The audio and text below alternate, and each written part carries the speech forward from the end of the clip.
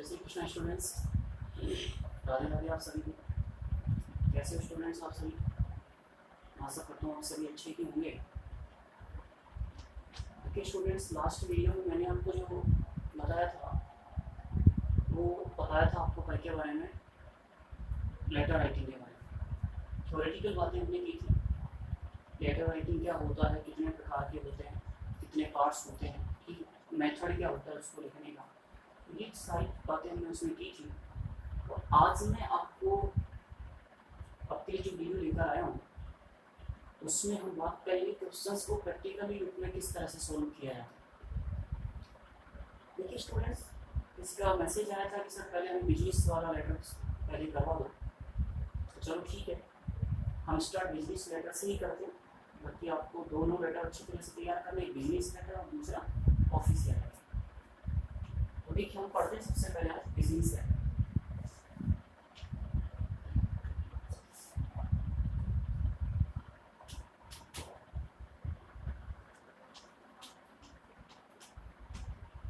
Business letter क्या कहते हैं इसको हिंदी में? व्यावसायिक पत्र।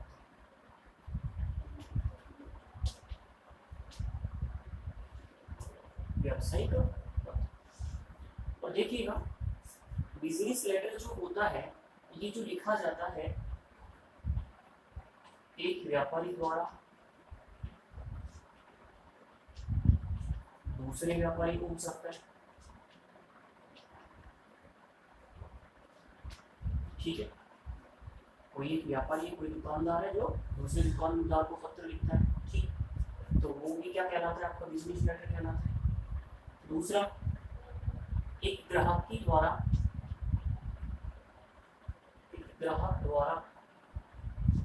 ठीक है व्यापारी को पत्र, व्यापारी या दुकानदार, ठीक है, व्यापारी दुकानदार को पत्र।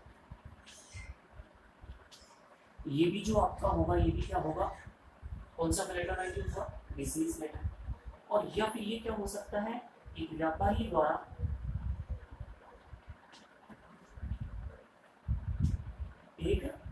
द्वारा किसी ग्राहक को पत्र, किसी ग्राहक कस्टमर को,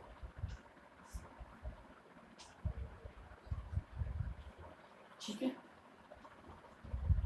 तो ये जो पत्र होते हैं चाहे एक व्यापारी के द्वारा दूसरे व्यापारी को लिखा जाए या फिर एक ग्राहक द्वारा किसी व्यापारी को लिखा जाए या एक व्यापारी के द्वारा किसी कस्टमर को लिखा जाए, किसी ग्राहक को लिखा जाए, तो वो जो पत्र होता है वो आपका कौन सा लेटर होता है स्टूडेंट्स?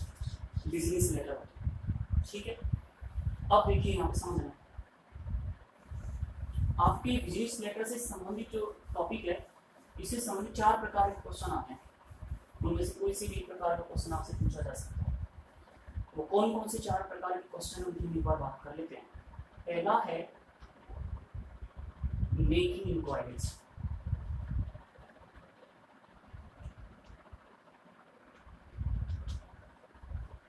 ठीक है, मेकिंग इंक्वायरीज, या इसको हम कह सकते हैं आस्किंग फॉर इंफॉर्मेशन। सूचना की मांग करते हैं, इंफॉर्मेशन की मांग करते हैं। देखिए समझना इसको, जब कोई जैसे कोई भी कस्टमर है और किसी दुकानदार के यहाँ से कोई सामान परचेज करना है, तो देखा होगा जनरली जब वो सामान कोई परचेज करता है ना, कोई भी वस्तु परचेज करता है तो उससे पहले वो क्या करता है? उसके बारे में इंक्वायरीज करता है, उसके बारे में पूछताछ करता है। पूछताछ क्या करता है? उसके प्राइस के बारे में पूछता है कि एक दुकान पर क्या प्राइस है तो दूसरी दुकान पर उसकी क्या प्राइस है। दूसरा, क्वालिटी के बारे में जानकारी लेता है कि कहीं यहाँ क्वालिटी कैसी है, दूसरी जगह क्वालिटी कैसी है। वैरायटीज के बारे में जानकारी लेता है कि एक दुकानदार के पास कैसी वैरायटीज है, दूसरे के पास किस प्रकार की वैरायटीज है। तो इस प्रकार की डिटेल्स के बारे में जानकारी लेना, और वो भी किसके माध्यम से? लेटर के माध्यम से। वो जो लेटर होता है वो कौन सा लेटर होता है? आपका मेकिंग इंक्वायरीज, पूछताछ करके, ठीक है। जब किसी वस्तु के बारे में आप जानकारी लेना चाहते हो, उसके बारे में इंक्वायरी करना चाह रहे हो, तो वो जो लेटर आपका होता है वो मेकिंग इंक्वायरीज वाला लेटर। अब देखिए दूसरा, अब आपने कोई पूछताछ की तो सामने वाले जिससे आपने पूछताछ की, जिस व्यापारी से, दुकानदार से, तो वो जब आपको रिप्लाई भेजेगा वो आपको इंफॉर्मेशन देगा। तो वो जो लेटर राइटिंग होगा वो हो जाएगा आपका मेकिंग रिप्लाईज। उसे क्या कहेंगे हम? Making replies. आपने जो पूछा उसका वो क्या भेज रहा है, आपको जवाब भेज रहा है, या इसको क्या कह सकते हैं हम? Giving information. इसको क्या कह सकते हैं? Giving information. ठीक है, सूचना भेजते हुए। आपने जो सूचना मांगी थी, आपने जो इंक्वायरी की थी, जो आपने सूचना मांगी थी, उसे आपको भेजी जा रही है किसी व्यापारी के द्वारा। तो वो जो लेटर होता है वो कौन सा होता है? बिजनेस लेटर में कौन सी श्रेणी में आता है?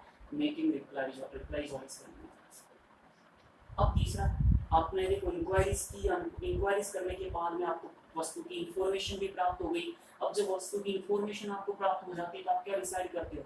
वस्तु को मंगवाने का डिसाइड करते हो। तो अब जो है नेक्स्ट जो हो जाएगा वो क्या हो जाएगा? Asking for supply.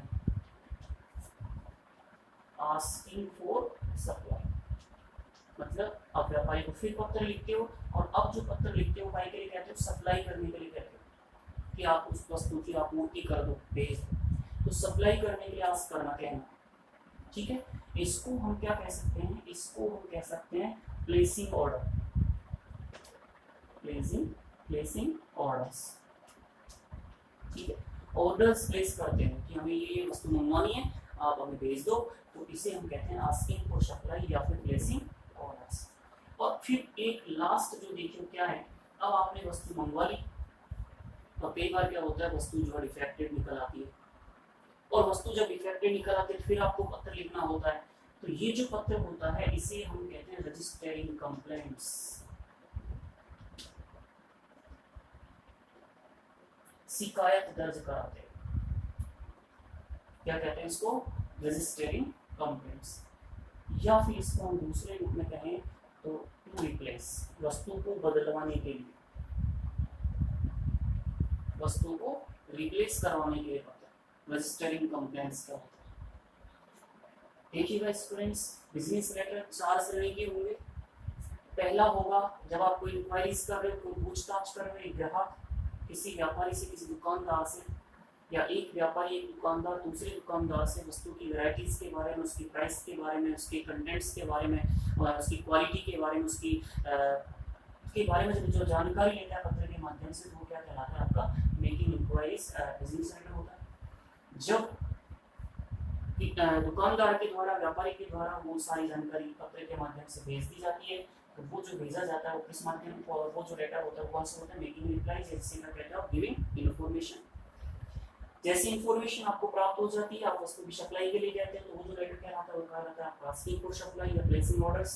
और फिर वस्तु जब प्राप्त हो जाती है, डिफेक्टेड निकल आती है, तो हम उसमें जो पत्र लिखते हैं वो कहलाता है आपका रजिस्टरिंग कंप्लेंट्स, जिसे आप कहते हैं टू रिप्लेस या फिर बदलवाने के लिए।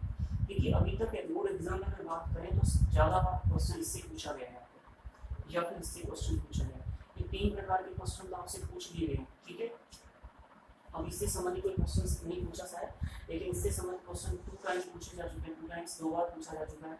इससे संबंधित क्वेश्चन 1 बार पूछा गया था शुरुआत में।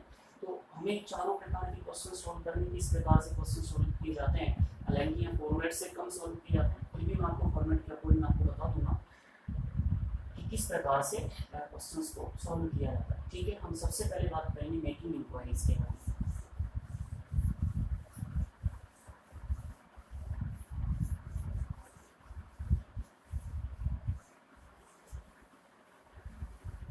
तो मैं मेकिंग इंक्वायरीज के बारे में बात करूँगा, उससे पहले लेकिन आपको कुछ बातें बता दूँ। देखिए बिजनेस लेटर जब होता है इसमें कुछ चीज़ें हमको ध्यान रखनी है। हालांकि फॉर्मेट बात कर रहे हैं हम, तो चलो फॉर्मेट बनाते हैं, कैसे बनाते हैं इसका, और वो भी कौन सा फॉर्मेट सीख रहे हैं हम लोग? Making inquiries. ओके, इसके फॉर्मेट तो देखिए हम किस प्रकार से मेकिंग इंक्वायरीज का क्वेश्चन सॉल्व किया है। देखिए कोई भी पत्र बनाते हैं, हमारे पत्र के 5 भाग होते हैं, उनको लिखते हैं सबसे पहले। कैसे लिखते हैं? सबसे पहले पत्र का कौन सा भाग आएगा? हेडिंग आएगा, और हेडिंग में क्या लिखते हैं? सबसे ऊपर लिखा है सेंडर्स एड्रेस। क्या लिखते हैं? Sender's address.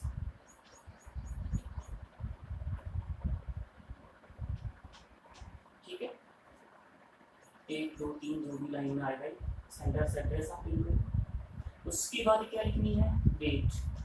क्या लिखनी है स्टूडेंट, डेट लिखनी है, डेट शब्द लिखना, सीवी डेट लिखनी है आपको यहाँ पे, ठीक है। और ध्यान रखना बिजनेस लेटर जब बनाते हैं तो हम एक बिंदु और देते हैं यहाँ पे, और वो बिंदु है आपका रेफरेंस नंबर। कोई भी रेफरेंस नंबर आप लिख दीजिए, यानी कोई भी, ठीक है, कोई भी नंबर आपको यहाँ पे देना है। अर्थात पत्र संख्या है कि आप, क्योंकि पत्र जनरली बार बार होता रहेगा तो हमें वहाँ संख्या देनी होती है, कोई भी रेफरेंस नंबर वहाँ पे देना होता है, संख्या लिखनी, क्रमांक लिखना है आपको। ये आपका अतिरिक्त हो गया बिजनेस लेटर में, तो किसी लेटर में जनरली नहीं लिखा जाता है, ठीक है। अब हम क्या करेंगे, लाइन ब्लैंक छोड़ देंगे। उसके बाद रिसीवर एड्रेस लिखेंगे, जिसे आप इनसाइड एड्रेस कहते हो। तो यहाँ पे क्या आ जाएगा, रिसीवर एड्रेस। अभी मैं यहाँ पर शब्द लिख रहा हूँ, समझूंगा कैसे बनाते इसकी हम बात करेंगे। रिसीवर्स एड्रेस, रिसीवर्स एड्रेस वही 2 या 3 मिनट में आ जाएगा आपका। फिर हमको क्या लिखना है, सब्जेक्ट। अब सब्जेक्ट कैसे बनाते हैं तो ध्यान रखना, मेकिंग इंक्वायरीज, पूछताछ कर लो, मेकिंग इंक्वायरीज अबाउट, और किस वस्तु के बारे में जानकारी लेना चाह रहे हैं। ये वस्तु की इंक्वायरी हो गया, जैसे कोई फर्नीचर से संबंधित हो सकता है, कोई स्टेशनरी हो सकती है, कपड़े हो सकते हैं, जो भी कोई वस्तु है उस वस्तु का नाम लिखना है आपको, उस वस्तु का नाम लिखना, ठीक है। अब क्या करना है, मैं जा रहा हूँ आगे। इसके बाद नीचे में क्या लिखना है, देखो जैसे सब्जेक्ट आपने लिख दिया, उसके बाद हमें लिखना है, या तो आप लिखोगे सर, डियर सर, और या फिर लिखोगे डियर सर्स, SIRS। अब मैं बता दूंगा आपको क्लास में कि सर कब लिखते हो, सर्स कब लिखते हो, ठीक है। उसके बाद विषय वस्तु हमें लिखनी है, ठीक है। विषय वस्तु कैसे बनानी है उसको देखिए। मैं वैसे बता दूं डियर सर और सर्स कैसे आएगा। देखिए बिजनेस लेटर में जो एड्रेस लिखा जाता है ना, वो व्यक्ति के नाम से जब लिखा जाएगा तो हम लिखते हैं मिस्टर या मिसेज और व्यक्ति का नाम,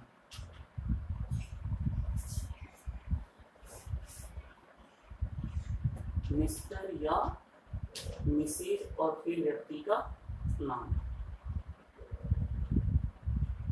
ठीक है। और फिर उसके बाद उस दुकान का एड्रेस लिखते हैं। यहाँ पे इस तरह से नहीं लिखते मैनेजर ना, आता नहीं जनरल क्वेश्चन में उस तरह से। हम व्यक्ति के नाम से अगर एड्रेस बनाएंगे तो फिर बनाएंगे मिसेज है, मिस्टर के नाम से, व्यक्ति के नाम से, केवल मिस्टर के नाम से बना सकते हैं। लेकिन अगर फर्म के नाम से एड्रेस आप बनाते तो फिर ध्यान रखना आपको स्टूडेंट्स क्या करना होता है, यहाँ आपको लिखना होता है या तो मैसर्स, ठीक है, और या फिर लिखना होता है यहाँ वही मैसर्स, एक तरह से किसी तरह से लिखो, ये लिख दिया इस तरह से मैसर्स, और मैसर्स के बाद उस फर्म का नाम लिखना होता है, दुकान का नाम लिखना होता है, ठीक है, और फिर उस दुकान का पता आता है, एड्रेस आता है। अब समझा, देखिए ये जो आता है सैल्यूटेशन, ये आता है रिसीवर एड्रेस के अनुसार। अब अगर रिसीवर में आपने व्यक्ति के नाम से एड्रेस बनाया, मिस्टर एंड मिसेज के नाम से एड्रेस बनाया, तब तो आप लिखोगे डियर सर।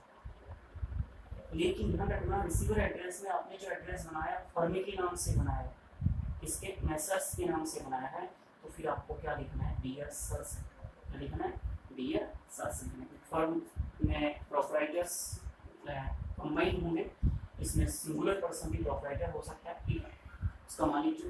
तो यहाँ रिसीवर एड्रेस पर डिपेंड करता है। रिसीवर एड्रेस अगर आपने व्यक्ति के नाम से बनाया है, केवल एक व्यक्ति के नाम से, तो फिर क्या लिखना है आपको, डियर सर लिखना है। लेकिन अगर फर्म के नाम से बनाया है तो फिर हमें क्या बनाना होगा, यहाँ पे रिसीवर एड्रेस अगर फर्म के नाम से लिखा है तो क्या लिखना होगा, डियर सर। ओके, अब हम आगे बढ़ते हैं, मिटा दूँ उसको।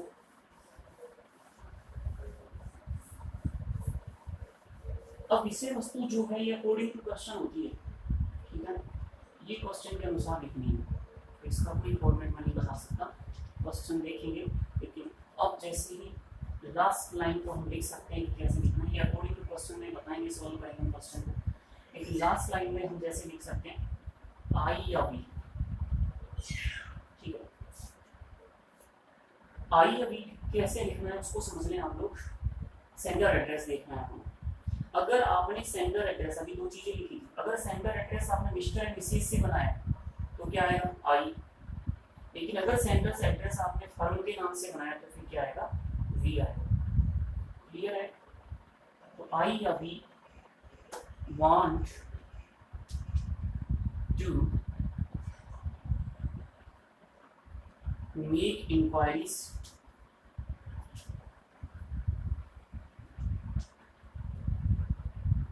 अबाउट, वस्तु का नाम लिखना है, on following points, on the following points. शुरुआत हम क्वेश्चन के अकॉर्डिंग ही करेंगे, ठीक है।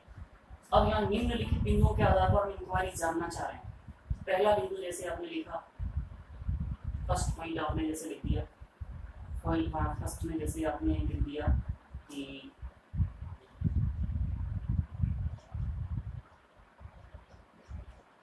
वैरायटीज, वस्तु की क्या क्या वैरायटीज है, ठीक है। दूसरा आपने लिख दिया वैरायटीज के बारे में प्राइस, ठीक है, प्राइस लिस्ट, मूल्य सूची। तीसरा बिंदु आपने लिख दिया डिस्काउंट,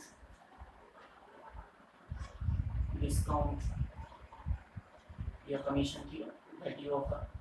आप तो डिस्काउंट के बारे में बताओ जो आप देना चाहते हो, वैल्यू ऑफर मतलब जो ऑफर करते हो आप, तो डिस्काउंट हो जाएगा। इसके बाद फिर देखिए फोर्थ पॉइंट क्या आएगा। फोर्थ पॉइंट में आएगा ट्रांसपोर्ट एंड डिलीवरी चार्जेस, मतलब यातायात तो डिलीवरी की जो चार्ज होंगे वो क्या होंगे, वो क्या लोगे आप, तो एक सारी जानकारी हमें लेनी होती है, डिलीवरी चार्जेस। पांचवा बिंदु आप लिखोगे मोड ऑफ पेमेंट, किस तरह से आप पेमेंट स्वीकार करोगे, तो मोड ऑफ पेमेंट, ठीक है, मोड ऑफ पेमेंट। और छठा बिंदु आप और देख लीजिए एंड अदर इंफॉर्मेशन, छठा बिंदु any other information.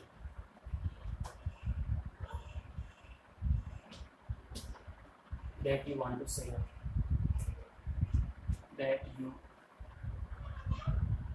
want to say, ठीक है। तो ये पॉइंट्स हो गए जिन पर आप इंक्वायरी से ले रहे हो। तीन पॉइंट्स का वैरायटीज क्या क्या है आपके पास वस्तुओं की, प्राइस लिस्ट बतानी है आपको, प्राइस लिस्ट क्या होगी, डिस्काउंट कितना ऑफर करोगे, ट्रांसपोर्ट डिलीवरी चार्ज क्या होगा, पेमेंट का मोड क्या होगा, और अन्य कोई जानकारी जो आप देना चाहते हो वो बताओ, क्या आप जानकारी हम देना चाहते हो। और फिर लास्ट में हमें क्या करना है, लास्ट में हम आप लिखोगे आई या वी, ठीक है, सेंडर एड्रेस के अकॉर्डिंग आएगा, एक व्यक्ति तो आई आएगा, फर्म का नाम होगा तो वी आएगा, और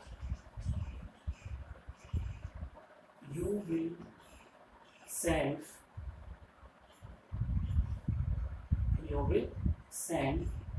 द इंफॉर्मेशन